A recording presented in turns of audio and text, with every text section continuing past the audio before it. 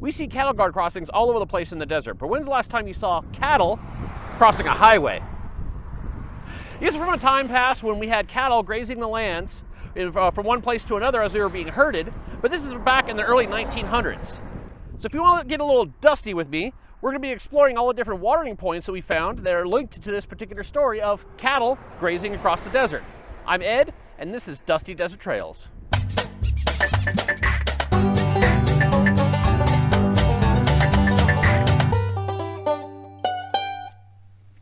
In California as early as the 1890s, cattle were raised and driven from the Owens Lake south into Indian Wells Valley, then to the west into the Kern River Valley. They were also driven further south to the Antelope Valley. According to the Bakersfield Morning Echo in 1913, cattle raising was the primary industry in the Indian Wells Valley.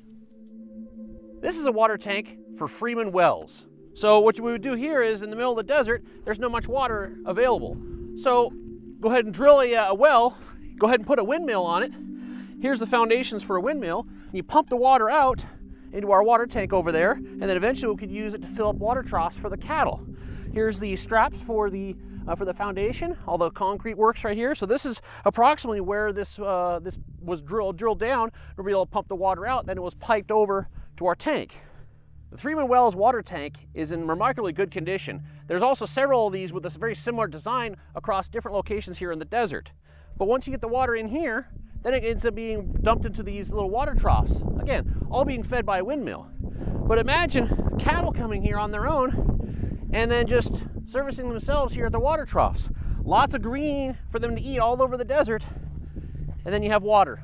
Wells and tanks like this were lifelines for the cattle that were roaming across the valley. But there's other things besides just cattle. So you also had sheep bands, freighters, and even stagecoach routes all depended on these water sources being available as people were coming through the valley. This is all before we had roads, highways, or even trains accessible to the area. I did find one of these locations to be in better condition, and I wanted to show you how these windmills operate. This one was very difficult to access because there's no roads nearby and it's only walking distance. These windmills operate on a simple concept. Wind turns the blades, which rotates a shaft onto a small gear.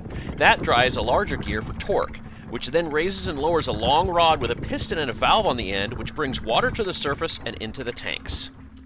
Before paved roads, herds had to be pushed across washes and rocky canyons. 10 or 15 miles a day was good progress.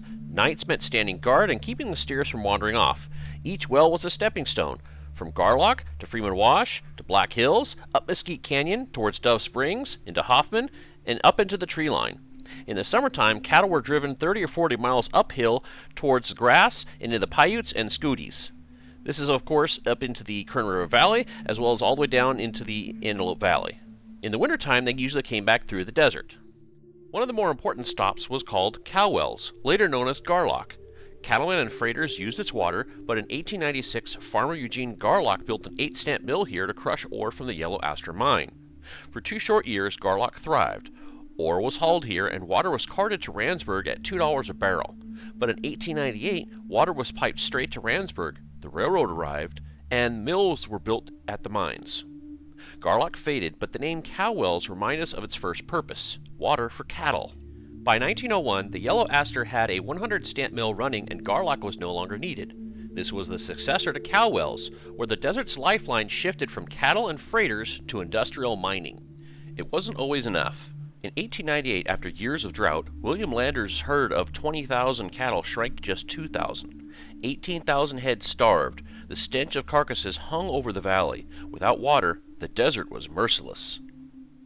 There were no paved roads, no rail lines, and very few working wells. Water had to be hauled by wagon from distant springs, but when the ground went dry, there was nothing anyone could do. The only way to reach the dying head of herd was on horseback, and by then even the riders were running out of water. The drought of '98 finished the big outfits. With no feed, no water, and no way to move the cattle to relief, the range went silent but for the wind through the carcasses. This disaster changed everything. When the rains returned, ranchers began sinking wells and setting windmills, the same kind of tanks and troughs we see now across the desert. Those wells were built because of the lessons learned. The drought of '98 wasn't just a tragedy, it was a turning point that forced the desert to adapt. As highways pushed through the desert, old open range ways collided with modern safety. In 1942, Kern County passed its Astray Ordinance. In open range areas, landowners would need to fence out stray livestock.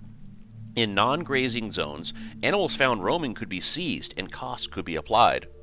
State statutes followed. Under California Food and Agricultural Code 16902, ranchers may not willfully or negligently allow livestock to stray on fenced highways.